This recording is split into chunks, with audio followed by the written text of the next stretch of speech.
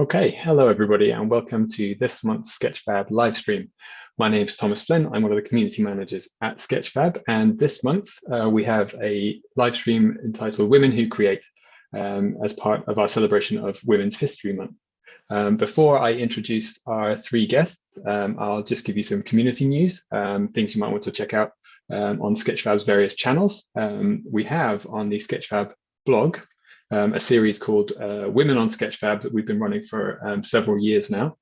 And there are links in the video description for you to go and check out art spotlights, science spotlights, cultural heritage spotlights from different women on Sketchfab working in those areas. We are also running a big challenge, a quarterly challenge that we've launched a couple of weeks ago, or maybe just a week ago, I can't remember when, called the Villains Lair Challenge. And we're challenging you to create a villain's lair where somebody will be getting up to mischief, 3D model it, a scene, props, everything, upload it to Sketchfab for a chance to win prizes. So please check that out too.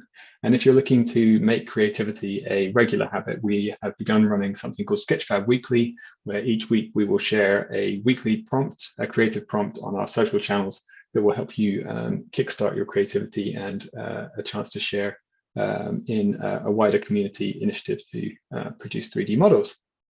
So without further ado, I will introduce our guests. On the call today, we have Sophia Mirashrafi, Digital Project Officer on the Digital Innovation and Digital Documentation at Historic Environment Scotland. She's involved in the RAY project, which is Historic Environment Scotland's endeavour to digitally document all 336 of the properties in their care and the objects that they house.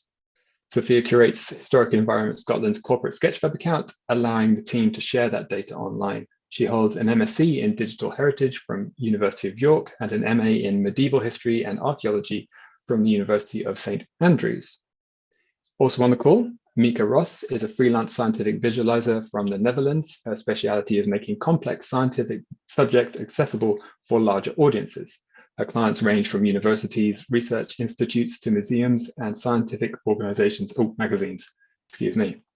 Besides commissioned work, she specializes in animal anatomy. One of her ongoing projects regarding the highly accurate representation of an anatomical rat. Mieke holds an MSc in Animal Sciences from the Wageningen University. I hope I said that right, Mieke. And before she began her career as a scientific visualizer, 18 years ago, she worked as an information analyst and information architect at ABN AMRO Bank. And finally, we are joined by Nathalie Krugel, who began learning 3D modeling at the university in Germany in 2010 as part of a program that included a course of traditional media photography, animation, VR, games, and CGI rendering, a whole lot of stuff. And Nathalie began working in the gaming industry in 2014 and is currently art lead at the Berlin-based mobile game startup Starberry Games. She joined Sketchfab in 2016 in order to share her private 3D art projects, and she enjoys using hand-painted textures and stylized art to tell stories through environments and dioramas. In her free time, Nathalie enjoys hanging out with her dog and playing RPG games like Mass Effect and Animal Crossing. So welcome, everyone. I'll invite you all to unmute so that you can join in the discussion. And we have a whole set of questions that I will get to in a moment, but I will invite you to interrupt me at any moment if you've got something interesting you'd like to share or contribute to any of the questions that we are going to go through. So to begin with, and maybe Mieke, I'll pick on you to begin with. How and why did you get interested in 3D? Ooh. Well, I've always been visualizing stuff, mostly, when I was a child, I used, of course, pen and paper, and I kept on doing that while going to university and working for the bank and so on. And my father had a information technology company, so I was always interested in IT and everything surrounding that. Well, at ABN AMRO, I started looking for other work, and I encountered an editor of a science magazine over here in the Netherlands. And I started working there, working for them. And soon after that, I started using 3D. And mainly because it was faster, I could make more, and I didn't have to think about the orientation of what I was making right then, but could do that after that. It's a whole story, but I hope it makes sense. Oh, cool. So kind of an extension of kind of visualization work that you were doing anyway. Yeah. So is it fair to say you're self-taught in 3D or? Completely, yeah. Okay. Yeah, I started working in 3D Max, and at first as a base for Photoshop, draw over it, and after a while I switched over to Blender. Okay, cool. And Nathalie, how about you? Do you remember kind of the first time you began working with 3D, or you heard about creating in 3D? Yeah, I think a similar background to how Mieke started off as a child, and in my teenage years did a lot of painting, drawing, pottery, sculpting, all that. The first time I got in touch with 3D was not until a university. So shortly before doing that, I was very interested in doing pixel art for my own games, for example. But once I joined university, most of the courses included 3D. So I learned that in university. We started off learning 3ds Max and some other tools, which I still use at work, but also my private like artworks as well.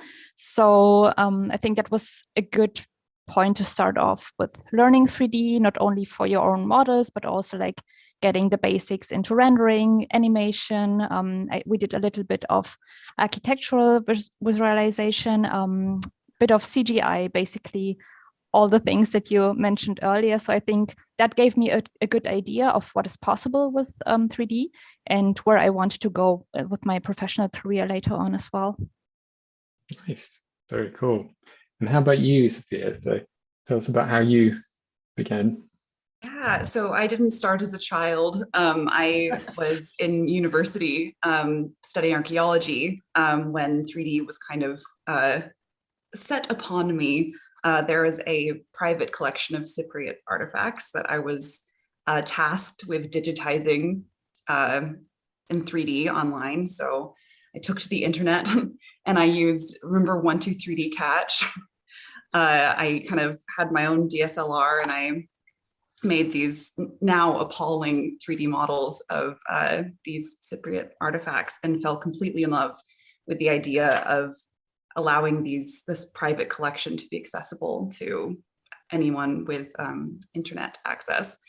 And so I started looking into master's degrees that, you know, spoke to that to kind of continue on my education in 3D, and that took me to a master's in digital heritage and the team I'm on now. But I'm the only person on my team that has come from this kind of very straightforward, single-minded way. And I love hearing about the kind of different paths that lead people to 3D, because it always brings something new and interesting to the table instead of just kind of taking the straight and narrow. So yeah, nice.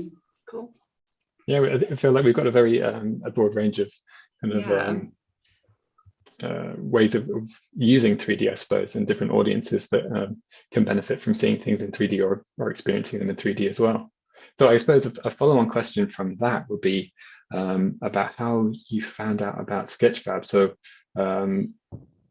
publishing a 3D model, you know, online, it didn't used to be a thing. So Sketchfab began in 2011, 2012. Do you remember kind of how you heard about Sketchfab, or what the kind of first model you uploaded? There were two 3D portfolio websites at that time, I think. And Sketchfab was one of them. And the other one was 3DP or something. It still exists, I think. But I've been a member since 2012, so I don't remember how I came to it. You just kind of gravitated towards it with your 3D models. I did. Do you know how many models you've published by now, Mieke, in Sketchfab? I removed a whole lot of them, but I think I'm not as big a publisher as some people are, but I think I have about 300 models on Sketchfab right now, 350 around. I like how you're very modest about that. I've only got 350 models on Sketchfab. I think that's awesome. And maybe we can talk later about how you use the Sketchfab API and create kind of interactive things. Yeah, on it's 10 years, so. Yeah. A few models each year. That's still pretty good. And Nathalie and Sophia, do you remember kind of how or why even you started kind of putting models on Sketchfab? I think I've heard the first time from colleagues at work, actually. So when I started off working in the gaming industry, of course, I was in contact with lots of other 3D artists, and they basically introduced me to this cool platform where you can share your portfolio. I think it's something important for artists in general to have a platform where you can put on your portfolio, be it for just sharing it with the world or having something for other people to access your work for future job opportunities. So for me, it was the first time I saw a platform where you could really inspect 3D models and put them in a portfolio. So this is the first time I got in touch with it. I think I created my account just to, bookmark some models that I really like from other artists.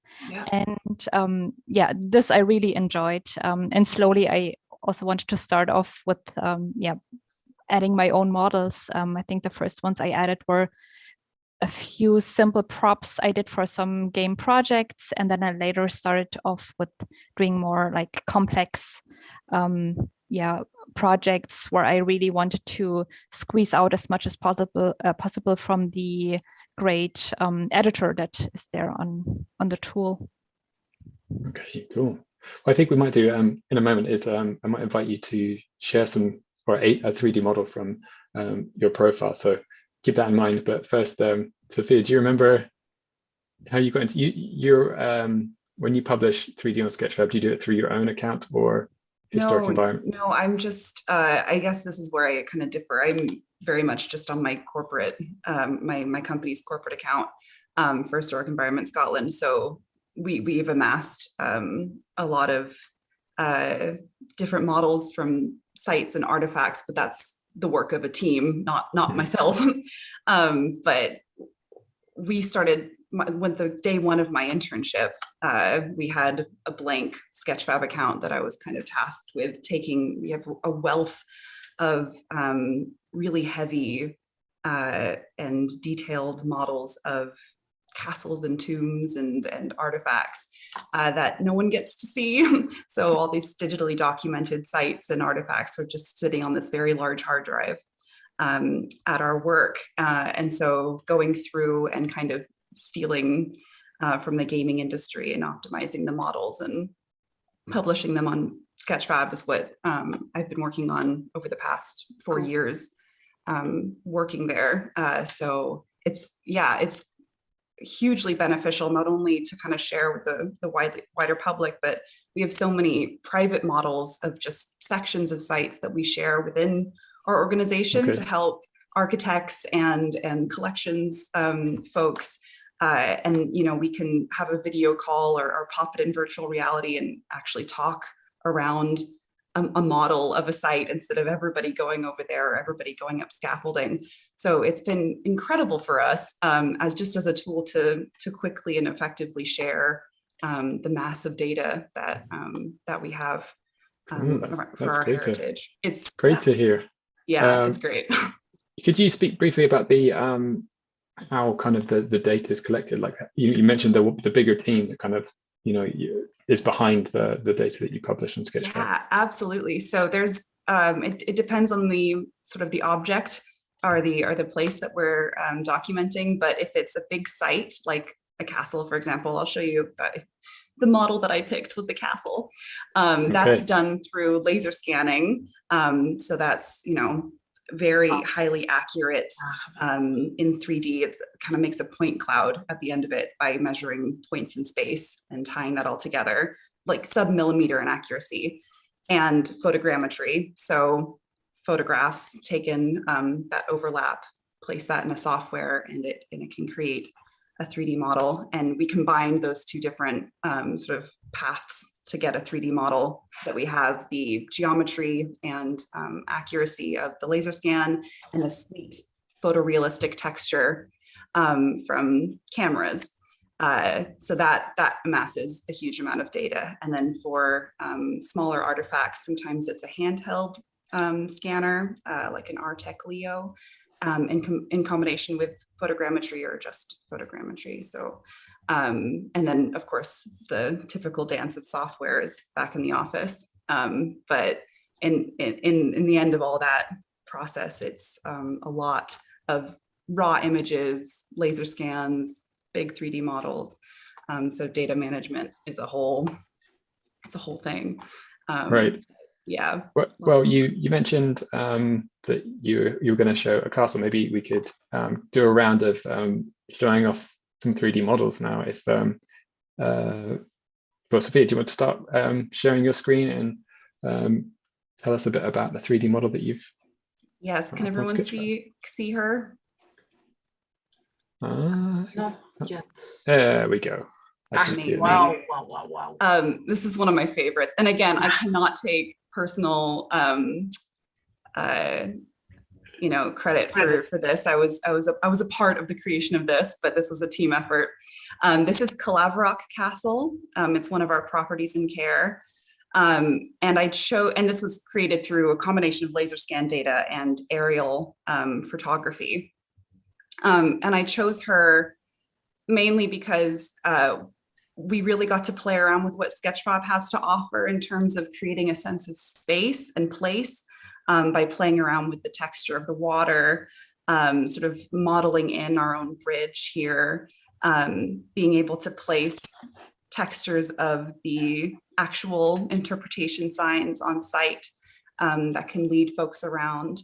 And one of my favorite parts of Sketchfab is that you can actually place yourself in virtual reality straight from the browser.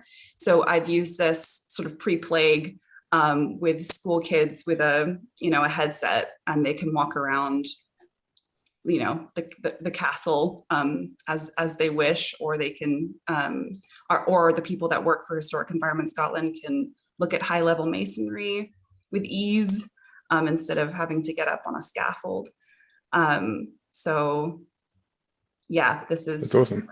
Yeah, it's peak. This is a combination of some 3D scan data, some 3D modeling, and then some stuff from Sketchfab as well. And that's really nice to hear that idea of the same 3D model being used in different ways, like maybe someone's on the screen looking at it and going around the annotations, or jumping into AR or VR as well. I should probably say that I think there's some lag on the 3D model here.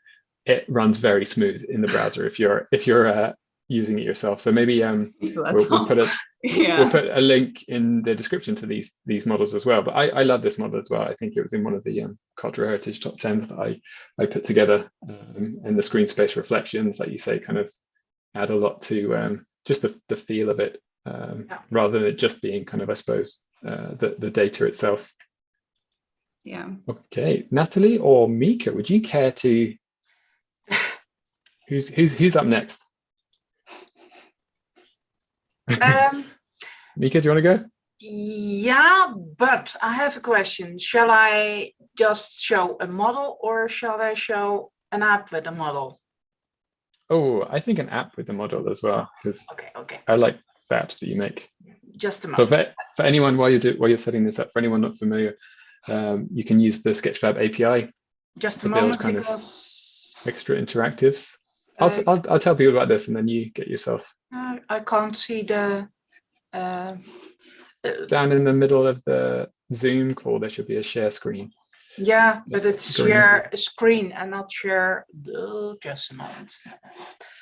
You may have to rearrange some windows. Yeah, we're going to. Great. Hooray! There you go. So maybe explain a little bit about. Well, you can do what I was going to say. Kind of. Yeah, this is the model itself. So I need to go to the. Just a moment. I got at this moment 2 interactive apps to show, and this one is the latest one. It's the anatomy of a snail, the edible snail Helix pomatia. An edible snail, did you say? Yeah, so Right. Bart is maybe going to eat them in Paris. Anyhow, this model is on Sketchfab itself, completely as you see it here. I built an app around it. And in that app, this is, for example, only the shell and the muscle that is connected to it. And the body itself, the internal organs inside it. And I show every system that's in a snail or in a body, as you can see here. There's the buccal mass where the food comes in, and so on. And so you've built this with just HTML and JavaScript and the Sketchfab model, is that correct? Yeah. So it's I built these models in ZBrush, and I use a whole lot of scientific data, and I use my kitchen table to cut into the snail. So you've done some kind of your own research to understand what's inside the snail and then recreate it in 3D. That's amazing. So here's the vascular system with the heart, lung, and aorta and the kidney.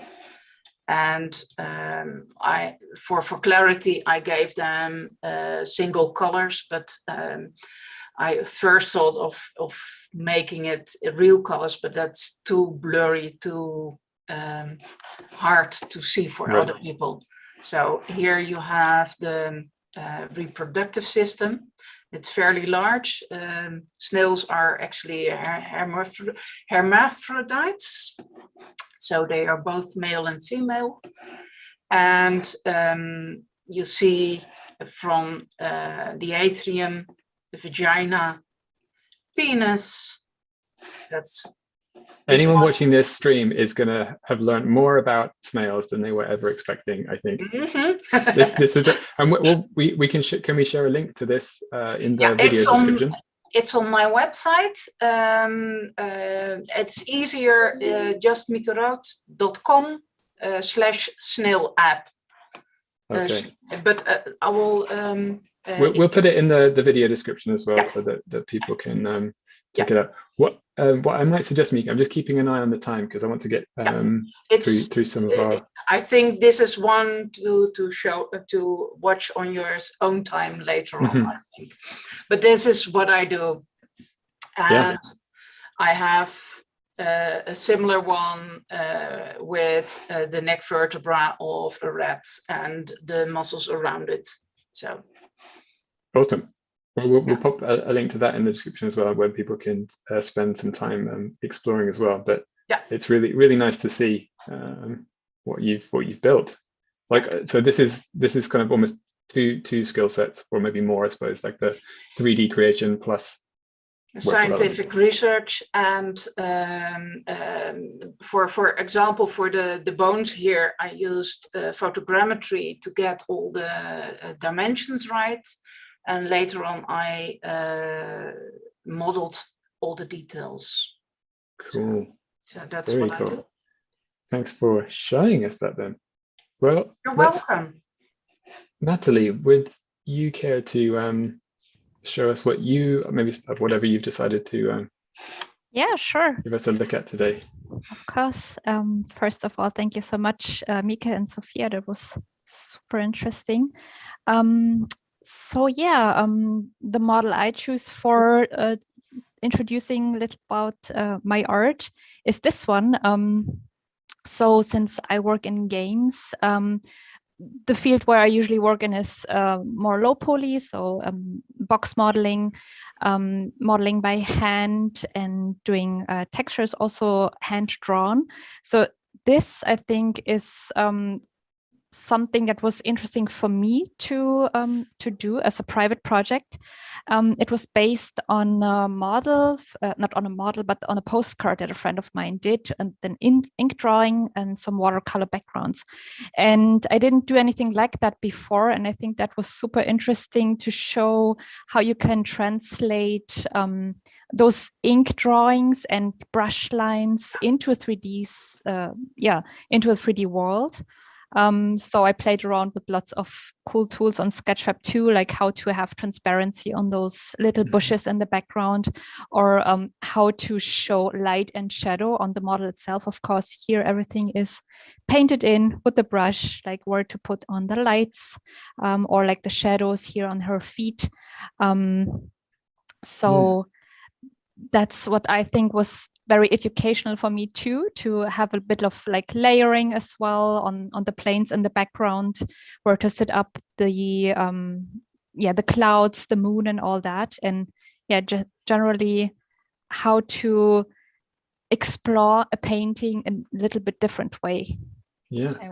Do you see? I mean, I don't create 3D myself like this at all. And do you see texturing and modeling as two different skills, or do you see them all as kind of just one? I would say it depends on the sector where you're working in or what exactly you would like to create. But for me, absolutely, it's two things that go hand in hand. Like they definitely belong together, because as soon as you start modeling, you need to think about the texture as well. How to set up your polys, where to set up something with more details, or is this something I could rather paint in later on, like small details like the eyes, pupils, or like those little details here on the fox, or like even just stripes on the shirt and all that. Would you if it's important for the poly count, for example, you would think a lot about what to paint in, or what to just have on your model directly. Maybe could you open the model inspector and kind of show the wireframe, and maybe even the 2D and 3D view to show the textures. Okay, so that very low poly model.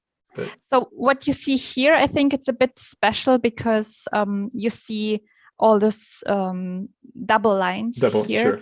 Yeah, that's because the whole scene, or rather the body of the girl as well as the fox, are duplicated and inverted to create the outline. So the outline is basically the same mesh, but just inverted and putting on a black material, and it's slightly enlarged than the initial model to create this outline view here. For example, we don't have it. We don't have it here. So the bush is just completely inverted, but still having the double-sided material to still see some color on it. And the rest here in the background, for example, is just planes with some alpha cutout. Yeah. Asking. Cool. Very cool. Do you know what the... She's beautiful. Credits of course also go to my friend Olga, who did the initial design of the postcard. Cool. Okay, we'll put both those links in the YouTube description as well, for people to explore. Very cool. I don't know if you're able to, if you click on the base color material, I don't know if we can, I don't know if an option is missing where we can check out the actual texture itself side by side. The texture. Normally there's a 2D and a 3D view. For some reason it's not there. I'm not sure why. But that's, I think the wireframe is still on. So maybe that's the reason. Yeah, I'm not sure why. We'll figure it out. I think that's Ah. so we can switch through to see the different material maps and what they're doing. Yeah, that's very cool. Yeah, what I think we'll do in the YouTube description is make sure we share links to these models that you've just shown us now, but also to the main profiles of your accounts as well, because I think there's so much more for people to explore through all of that. Thank you all. That was a whole range of different reasons for publishing 3D and different styles as well. So very cool to see. I'm gonna jump back to my questions now, and this is more about kind of your careers and how they've developed over time. And the question is really about how have you kind of raised your profile as a creator to find work doing what you do now, or has that even been necessary? Is it more like you've just kind of found opportunities yourself, or have you kind of used, I don't know, social media platforms, your own website to publicize your work? Does anyone want to jump in on that? I can start. So I definitely think social media as well as other platforms like Sketchfab are something I frequently use to show my work, and I definitely got reached out by others for job opportunities, freelance opportunities to work together with. However, I think what I like the most about using those platforms is just communication with other artists, for example, because it helped me a lot in my personal career to grow my skills when talking to other artists, maybe even working together, like the artwork that I just shared with you is something I did with a friend. So I think this helped me a lot in my personal career when talking to other artists, getting motivated by what they are doing, and then also get more confident in sharing my own work. And the positive side effect that it brings, of course, is then also having, headhunters or like people who have some job openings who need someone to join the project, reach out to you as well. Okay, cool. Mieke or Sophia, would you say that kind of, I guess, self-promotion has played a part in kind of you finding your niche? Well, for me, it started differently. I had a flying start as a scientific illustrator. When I started, I had 2 magazines as clients already, and in the following years, most of the things I did were or technical or really scientific, but my heart lies with animal anatomies, as you saw before. And what I did was just starting to make animal anatomy. And since I just used in your free time, do you mean? Yeah.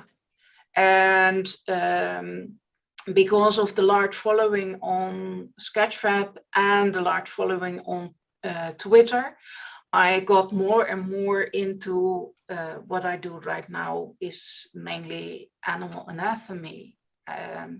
I still do scientific reconstructions and so on, and I will keep doing that because it's great work. But I didn't expect to get work in animal anatomy, I have to admit.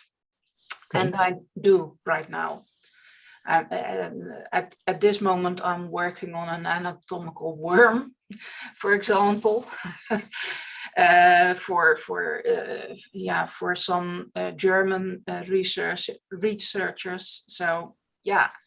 Okay, so that's how I got into it. Sounds like kind of do the thing that you want to do, and then showing kind of it off. Yeah. The career in a way follows along. Okay. Yeah. Sophia, any thoughts on that yourself? Yeah, I love that thought, actually.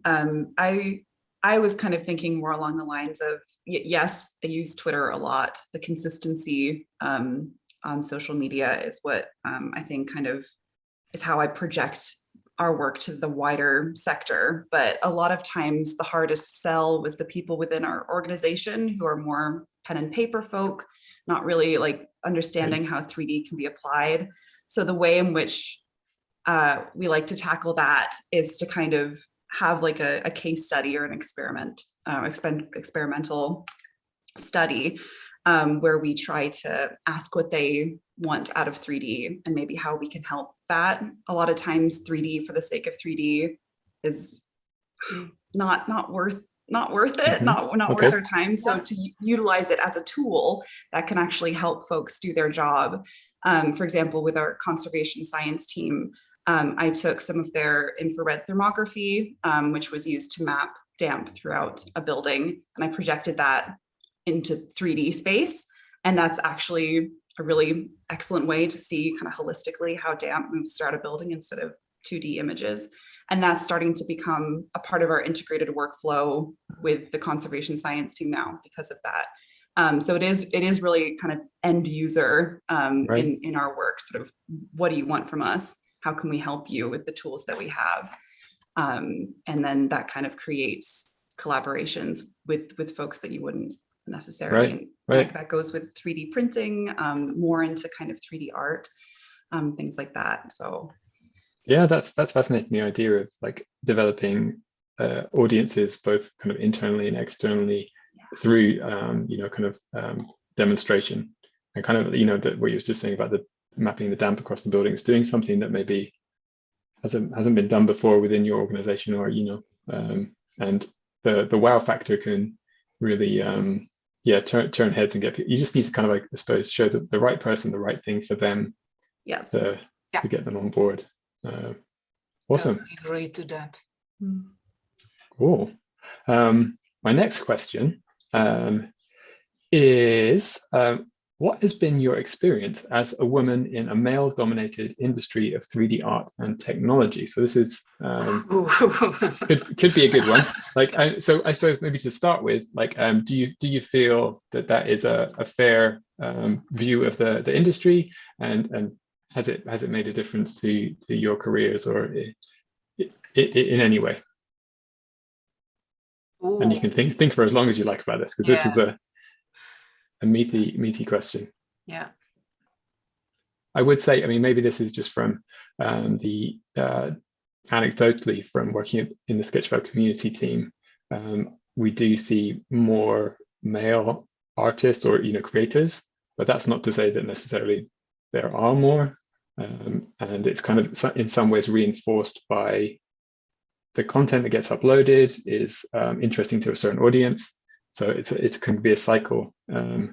Was it? I suppose maybe that's a simpler question. Was it ever a barrier to the work that you do? Yeah. Yeah, Mieke? Yeah, it was. It's hard to pinpoint stuff, but given my track records and what I do and how visible I am in the world, I'm a bit scared to say it, but I'm convinced that if I was Mike Roth instead of Mieke Roth, my career would have been different. Okay. With the same background, with the same drive. It's changing lately. I've noticed it's changing, and it's changing for the better. But especially in the first years, it was hard for me to get a foot in the door. Okay. Yeah. Okay. Even though I'm not in the game industry and I'm not in the modeling assets industry, but even for me, it was hard. Yeah. Okay. So that's where my mind was just drifting as well, because I think again, anecdotally and through kind of news reports, I think the gaming industry is notorious for kind of being quite in places quite misogynistic, and a difficult place for people to work in, particularly women. Nathalie, I don't want to put you on the spot, and kind of like, have you kind of found kind of it must depend a lot on who you work with and kind of Definitely, yeah. So from my personal experience, I can say I worked in teams where I was the only woman, or we only had 2 or 3 women, and on the other side, let's say 20 men in our team. So I experienced that before. Currently, where I am leading a team myself, an art department, I must say. So we are around 6 people. Where it's 50%, I would say, which is great to see. So I think there is definitely a shift, like Mieke just said. And this, now in my current position, I see and speak to applicants, to candidates. It definitely makes a difference for them too, seeing, for example, on our website or just like team photos, that there are working more women than in other companies. It makes them also get more interested in our company as well. So I think in that regard, it is important for companies to share online maybe how they are represented in the teams. It definitely brings in more female applicants. But on the other hand, I don't think this is something that you should be afraid of when you love working on games, for example. So where I started off, of course, there were not that many women in my teams, but it didn't make me afraid of applying somewhere. On the other hand, of course, yeah, it did happen that you can end up in a space where it's not very female friendly. I also had some very bad experiences, but in that case, you should just move to the next place, because this is not something I would want to waste my time in. Of course, you can try and improve the workspace you're working in, but this shouldn't be on your own like personal or mental health cost. I'm very happy at where I'm currently working, because like I said, I can really also enforce on bringing in diversity, not only female employees, but also on like other people. So this is definitely something that I really like when looking back at my career so far, that things are changing, maybe a bit slow, but they definitely are. Okay, that's good to hear. On that theme then of, you mentioned kind of it feels easier to welcome in women if there are women within a team. Sophia, have you kind of experienced kind of, I suppose, like in the higher levels of organizations, kind of women that you've found inspiring in 3D, and particularly the work that you're involved in? Absolutely. You took the words out of my brain. I've been, like, you two are incredibly inspiring. Let me just say, I've had the privilege to be able, in whatever space that I moved in, to be able to find women that I admired and basically went up to them and be like, how can I be of service? Like, what can you teach me? So at the University of St. Andrews, Dr. Rebecca Sweetman; at the University of York, Dr. Sarah Perry; here on my team at the Historic Environment Scotland, Dr. Lynn Wilson is one of the leaders of our team. Just truly excellent women doing their thing, and recognizing that when they were in my position of learning, that it makes a difference to reach down and lend a hand. And as I start to move forward in my career, I have that exact thought in my head. So I think the more that we kind of help each other out and create spaces for each other, the better. So I've again, wildly blessed to be able to kind of curate that path for myself with these incredible women along the way, and men. It's not just, but specifically the people that I've seeked out, and that's through people promoting themselves on social. That's for me doing my own research in the sector. So yeah, absolutely, there are some incredible people. Awesome. Glad to hear that. Then to follow on then, and I think you've all kind of covered some of this, is what advice would you give to women who are just beginning their art or 3D journeys? Kind of, are there, I mean, I'm sure there's lots of advice you can give, but is there anything that maybe helped you personally, or something that you had to find yourself that you kind of self-generated, like when you were early on in your careers? Don't give up. Yeah. Don't give up. Just keep doing the work. And what Sophia is doing, search for people who are supporting you. It's so important to have a good environment around you. What Nathalie said, don't try to save the world, if you know what I mean. Keep your mental health, because it's we as women have more barriers to break down, and that eats on you if you aren't careful. So get a support team. Okay, so that's what I was going to kind of follow on was, yeah, what are the kind of things that you can do to kind of keep yourself going and positive? Yeah, do what you love. Mm-hmm. I mean, the reason why I am at the level I am now is because I use my 3D modeling as a way to keep my mental health in check. It's, yeah, it's for me, it's the way to calm down and just do the work and love what I'm doing. Awesome. Like a almost like not a therapy, but like it's an enjoyable, the creative process is an enjoyable process. Yeah. And along the lines of creating like space, not only finding sort of leaders in the field, but also wielding the internet with the power of good, because it can be awful, but there are some beautiful corners. Whether it be to kind of help you with your own 3D work. Some of the forums have like saved my life on many occasions, but also just finding communities and space of people, of women, kind of doing their work and helping each other out on those kind of spaces. So is it being kind of selective in your online kind of? My Twitter is the most curated space you've ever seen. It's so delicately constructed. I block everything I don't like. Really. Sure. Yeah. That's good advice, I think, and that's kind of good, I guess, general advice for anyone kind of using online communities.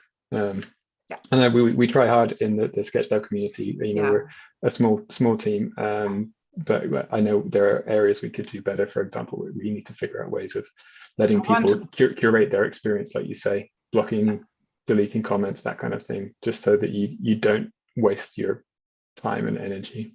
Yeah, I want to give a Sketchfab regarding this a heartfelt compliment, because this is one of the reasons I am with Sketchfab. That's great to hear. Thank you. I hope that the team, I'm sure some of the team are watching right now. I will be sure to pass that along. And like I say, it's not something that we're perfect at, and we welcome suggestions on making it better as well. Nathalie, would you have maybe thinking kind of back to when you just began working with 3D, was there anything you found tricky or difficult, and that you would have a suggestion of how to help somebody in that position? Definitely. When I started 3D, I didn't really like it, I have to say, because I came more from a traditional background, like drawing, painting, maybe even like pottery with your own hands, but not 3D. So I think, and that is also something that makes sense when we are looking back at the previous question, is what type of learner you are. So different types of how you personally can learn new tools or new things in general. Is it maybe you are someone who enjoys watching tutorials a lot? I'm not the person like that. For me, it's just my mind drifts away. What helps me a lot is working with others, like having someone show me a new tool, which is maybe a live tutorial, so to say, but I think it's just more personal and more helpful in my eyes than just watching a video. So maybe find yourself a mentor or find yourself a group where you can learn together. That helped me a lot. Of course, in university, it was easy because there were lots of other students. But if you're a beginner in a new company, I think usually you have lots of experienced people who can help you, give you tips, show you new tools. This is definitely something I enjoyed a lot when I started working in 3D. I had a lot of like senior colleagues who could show me new pipelines, new ways how to model certain things or make textures and all that.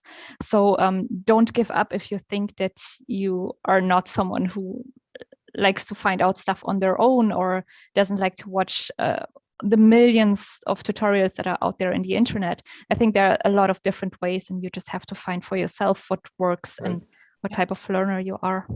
And adding to that, if you don't want to work with other people, set yourself a goal.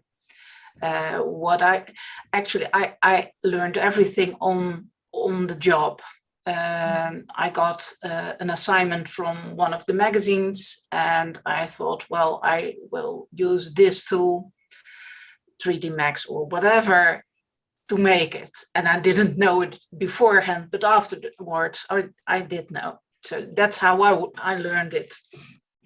So that's a completely different way to learn, but and you don't have to learn, because if you do it like that, you don't have to watch a million tutorials, but just search for the ones you need at that moment. That's a great tip too.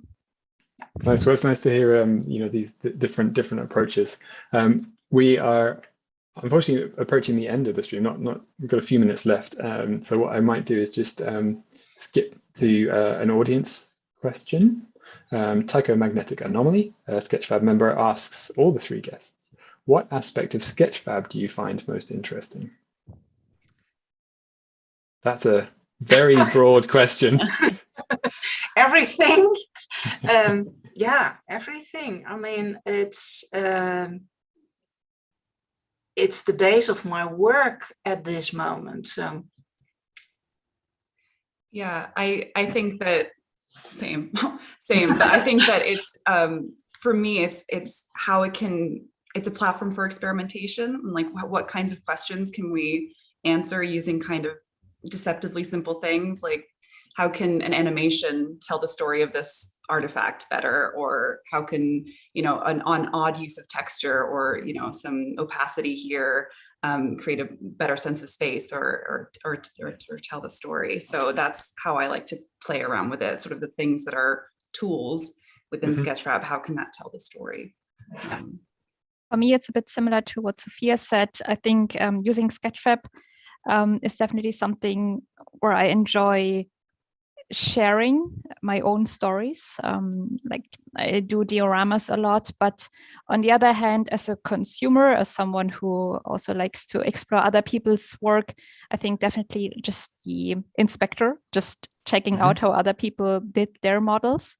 Right. So I think I come from both sides, and Sketchfab is not something I use for my professional work, but rather like for my private enjoyment. Okay, yeah, the inspector I find is super useful. In fact, we couldn't see the textures in your model earlier because I don't think you've switched on the inspect textures switch in your property. So that was one thing I think. I'm sorry. I think one of our devs is making sure I point out that it wasn't something wrong with the website. It was a choice. But yeah, I think that snooping around on 3D models and having a peek at how they're made. And that as a tool in itself, like Sophia, you were saying, kind of the tools, what you can do creatively, with the materials, with post-processing, that makes a lot of sense. We'll see, maybe one last question, but from your perspectives, kind of what interesting things or use cases or technologies related to 3D do you kind of feel are going to become more and more maybe prevalent, or are most interesting to you? So we've seen obviously the last 20 or so years online 3D, AR and VR and things like that. Are there any spaces probably related to the work that you do that you're particularly inspired by and hopeful for? I think for me it's becoming more integrated, everything. For example, with Sophia, I can imagine that you are using AR, VR to go through a castle and show artifacts with a mobile phone or something, and do that more and more. And for me, have an animal, for example, or some stuffed animal in a museum where somebody can show the internal anatomy via AR, VR, and etc. So more integrated with real life. Yeah, mixed reality is exactly what I was going to say. Yeah. Okay. And like as sort of the hardware gets less clunky and the software gets more streamlined, because it's becoming a tool in the belt of so many industries, sort of medical, scientific, advertising, and the metaverse, like the more that stuff happens, the more streamlined it's going to be, the more integrated into folks' lives. Even like the rise of the QR code, like simple stuff like that, I think will get people more comfortable with taking out their phones and interacting with our work. So I think we're going to be stealing a lot from the gaming industry, Nathalie, over on my side. Go ahead. I'm doing that too, by the way. Maybe a bit of a different aspect, specifically on the gaming or animation industry. I think what's also interesting is that more and more people are using 3D. So be it concept artists, painters, and all that. Of course, 3D has been around for a long time, but in the recent years, I saw how more and more artists are integrating 3D in their pipeline of creating environments, be it with like white boxing, overpaints, or sculpting, which is great. There are lots of tools that are free or like more on the affordable side. So it's definitely not something that only 3D artists are using in the industry, but also beginners, freelancers, students. And I think everyone is eager to learn, especially since Blender became quite big. And that's also something that gets more and more established in the gaming industry. Yeah. Okay. Well, this actually works well. Tycho has a follow-up question, and it's related to kind of the tool sets. And he's wondering if the many different softwares, tool sets, workflows that 3D softwares come with, have you ever experienced that the breadth of choice distracting you from like focusing on kind of a specific area of work, or like making that choice? Does it feel like really final when you're like, right, I'm going to be using Blender now, or I'm going to be using 3D Max? Or no, a tool is a tool. Yeah. Sometimes the breadth of choice, like for example, me with 3D Max is what I learned on, and I've been making the transition to Blender for what seems like years, just because I know that I can get it done quicker in this. So I think that yes, it can be distracting, but I think what Mieke is referring to, if there's a hole in your sort of tool belt, then you will go and you will fill it with whatever software you need to, and you can just kind of dance between them, I find. And then finding something that works quicker, you can just slot it in. So it's a very fluid industry, which is fun and frustrating, because as soon as you master one thing, it's on to the next, and you're like, okay, let's go. So yeah, I think you just kind of get used to your workflow being a little bit fluid, or I have anyway. Yeah, definitely also something I experienced. I totally agree with that. Also started off learning 3ds Max, then I also learned Maya and Blender, but I see myself going back to Max just because it's more convenient for me personally, because I just know how to do it very fast there. But of course, everyone just picks whatever they are more comfortable with. And I think it's just important for yourself, like Sophia said, to find a good pipeline for you. Just find a tool for your needs and go with that. It's mentioning Blender, I suppose there's an element there of like it is free. It's easy access, I suppose, and Sketchfab, even it's a commercial company, is still available for free for people to use. Like, have you all found that there have been any barriers kind of financially for you kind of getting into 3D, or are there ways around that, like using free tools, or I suppose your workplace paying for stuff? Pixelogic is taken over by you know who, and but basically for the last 15 years, my software was free because I use Blender and ZBrush, and I also use the Adobe Cloud, but I need that because things and clients, but my base was free, and that makes it easy. And Blender will always be one of my tools, I think. And that's because they are developing so fast, so they're listening so good to the community, and that's for me is what a company should do, or a software developer should do. Cool. It's such an interesting industry because it can be so like heartbreakingly expensive, from the tools to the software. And as Tom alluded to, my workplace covers that. But it can also, because of the brilliant minds, that creating things like Blender and even tools that I use like instant meshes to kind of the open source stuff is incredibly powerful and constantly changing. So there are definitely ways, and like even with mobile phones these days, like the kind of images that you can capture from that are also incredible. Like, so there are ways that you can make this an accessible thing to do. Okay, get started if you want to. Well, I think that is a perfect end to the stream. I just want to say thank you to you all. This has been wonderful to hear about your work. You've been amazing guests. It's been so nice to kind of see you all. Is there anything anyone wants to say before we leave? Thank you for your time. No. Thanks for having us. I love this. Awesome. Well, I'm very, very glad to hear that. And thanks again. And we'll be back with another stream next month. Great. Bye-bye, everybody. Thank you. Bye. Bye.